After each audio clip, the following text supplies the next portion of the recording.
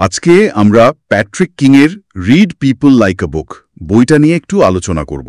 মানে যারা মানুষের মনস্তত্ত্ব, তাদের আচরণ, চিন্তাভাবনা এগুলো চট করে কিন্তু ভালোভাবে বুঝতে চান, তাদের জন্য এই আলোচনাটা বেশ কাজের হতে পারে। একদম।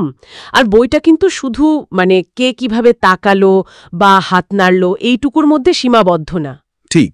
বরং মানুষ কেন একটা কাজ করছে, তার পেছনের কারণটা কি, তার ব্যক্তিত্ব কেমন, এই গভীর বিষয়গুলোর দিকেই বেশি জোর দেওয়া হয়েছে।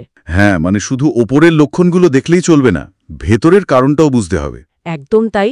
বইটাতে একটা দারুণ জিনিস বলছে, আমাদের পুরনো দিনের অভিজ্ঞতা বা আমাদের মানসিক গঠন এগুলো কিভাবে আমাদের আচরণকে প্রভাবিত করে আমরা হয়তো অনেক সময় টেরই পাই না। এটা ঠিক। যেমন ধরুন একটা উদাহরণ দিই, কেউ হয়তো হাত গুটিয়ে বসে আছে। আচ্ছা। আমরা চট করে ভেবে নিই সে হয়তো একটু বিরক্ত বা নিজেকে গুটিয়ে রাখছে, ডিফেন্সিভ আর কি। হ্যাঁ, এটাই স্বাভাবিক ধারণা। কিন্তু লেখক মনে করাচ্ছেন, আরে মানুষটার হয়তো ঠান্ডা লাগছে, সেটাও তো হতে পারে। ঠিক। সেই জন্যই বোধহয় শুধু একটা সংকেত দেখেই সিদ্ধান্তে আসাটা একটু ঠিক না। একদম। এই ভুল বোঝার সম্ভাবনাটা এড়ানোর জন্যই তো লেখক বলছেন যে হ্যাঁ, এখানেই আসছে আচরণের সমষ্টি, ক্লাস্টারের ব্যাপারটা। আর তার সাথে পারিপার্শ্বিক পরিস্থিতি, কনটেক্সট। ঠিক। একটা আচরণের বদলে কয়েকটা সংকেত একসাথে দেখতে হবে আর পুরো পরিস্থিতিটাকেও মাথায় রাখতে হবে। লেখক তো বিভিন্ন ধরনের ভেতরের তাড়নার কথাও বলেছেন, তাই না? যেমন আনন্দ খোঁজা বা কষ্ট এড়ানো। হ্যাঁ, আত্মরক্ষা বা মাসলোর যে চাহিদার তত্ত্ব আছে। ওই যে নিচ থেকে উপরের দিকে চাহিদাগুলো সাজানো, মৌলিক চাহিদা পূরণ করা। কারো আচরণ যদি আমরা বেশ কিছুদিন ধরে খেয়াল করি, তাহলে এই ভেতরের চালিকা শক্তিগুলো কিন্তু বোঝা যায়। আর সেটা বুঝতে পারলে তাদের পরের আচরণ কেমন হতে পারে সেটাও কিছুটা আন্দাজ করা যায়, তাই তো? হ্যাঁ, কিছুটা আন্দাজ করা যেতে পারে। আচ্ছা, এই চালিকা শক্তির সাথেই তো আবার ব্যক্তিত্বের ধরনগুলোও যুক্ত। বইতে তো কয়েকটা পার্সোনালিটি ফ্রেমওয়ার্কের কথাও আছে, যেমন বিগ ফাইভ। হ্যাঁ, বিগ ফাইভ আছে, MBTI আছে। ওই যে মায়ার্স ব্রিক্স টাইপ ইন্ডিকেটর। যেটা চিন্তা বা সিদ্ধান্ত নেওয়ার ধরন বুঝতে সাহায্য করে। এনিয়াগ্রামের কথাও বলা আছে। কিন্তু একটা জরুরি কথা লেখক বলেছেন, এগুলো কিন্তু কাউকে পুরোপুরি চিনে ফেলার সূত্র নয়। একদমই না। এগুলো সাধারণ প্রবণতা বুঝতে সাহায্য করতে পারে, কিন্তু কাউকে একটা ছকে ফেলে দেওয়াটা ঠিক না। আসল ফোকাসটা থাকা উচিত কংক্রিট মানুষটা কি করছে তার আচরণের ওপর। ঠিক। তার মানে খুব মন দিয়ে পর্যবেক্ষণ করতে হবে।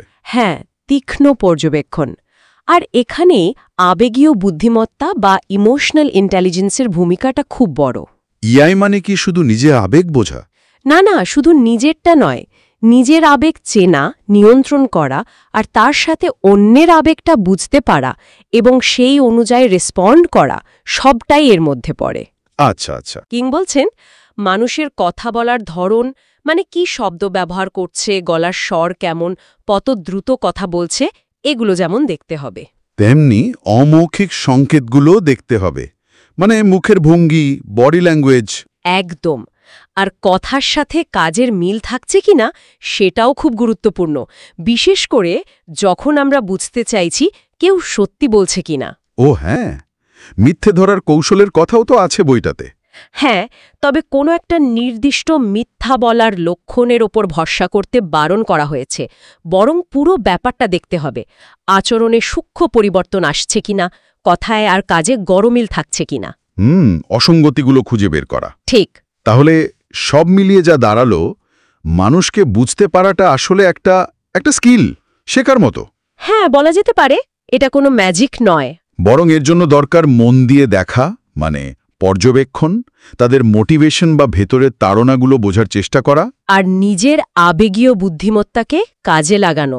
অনেকটা যেন মানুষের স্বভাব বোঝার একটা গাইডবুক বা চিটকোড তৈরি করার মতো, তাই না? হ্যাঁ, অনেকটা তাই। আর এই দক্ষতাগুলো কিন্তু শুধু অন্যকে বুঝতে নয়, নিজেদের জন্যও তো কাজে লাগে। অবশ্যই। সামাজিক মেলামেশায় সুবিধা হয়, সম্পর্কগুলো আরও ভালো হয়, আর যে কোনো পরিস্থিতিতে আত্মবিশ্বাসের সাথে সামাল দেওয়া যায়। আচ্ছা, আলোচনাটা তো প্রায় শেষের দিকে, একটা জিনিস একটু ভাবার জন্য রেখে যাই। বলুন। আমরা যেমন অন্যের আচরণের ক্লাস্টার বা সমষ্টি দেখে তাদের বোঝার চেষ্টা করি, হ্যাঁ, আচ্ছা, যদি আমরা একইভাবে নিজেদের আচরণের ক্লাস্টারগুলোর দিকে একটু মন দিয়ে তাকাই, তাহলে কি হতে পারে যে আমাদের নিজেদের ভেতরের ভাবনাগুলো, মানে অবচেতন মনের যে প্রেরণাগুলো, সেগুলো আরও পরিষ্কারভাবে আমাদের কাছে ধরা দেবে? বাহ, এটা তো একটা দারুণ প্রশ্ন, ভাবার মতো।